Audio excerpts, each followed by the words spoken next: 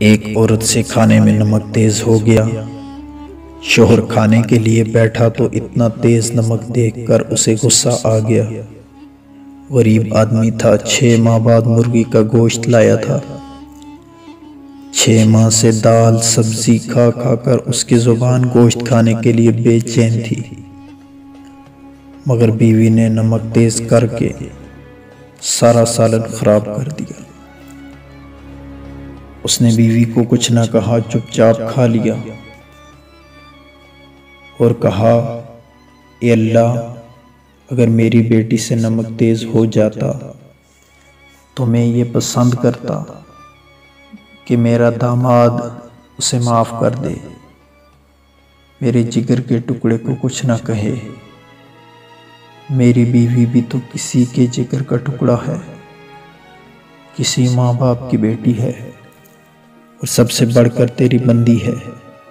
اے اللہ، اسے تیری رضا کے لیے معاف کرتا ہوں۔ کچھ عرصہ بعد جب اس کا انتقال ہو گیا، ایک اللہ والے نے اسے خواب میں دیکھا اور پوچھا، بھائی تیرے ساتھ کیا معاملہ ہوا؟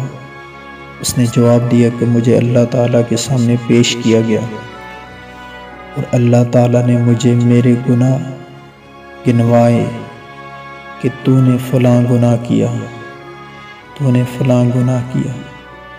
میں نے سمجھ لیا کہ میں اب ان گناہوں کی وجہ سے جہنم میں جاؤں گا، لیکن اللہ تعالیٰ نے آخر میں فرمایا کہ جاؤ، میں نے تمہیں اس وجہ سے معاف کیا کہ تو نے اپنی بیوی کو اس دن میری بندی سمجھ کر معاف کیا تھا جس دن اس سے نمک تیز ہوا تھا۔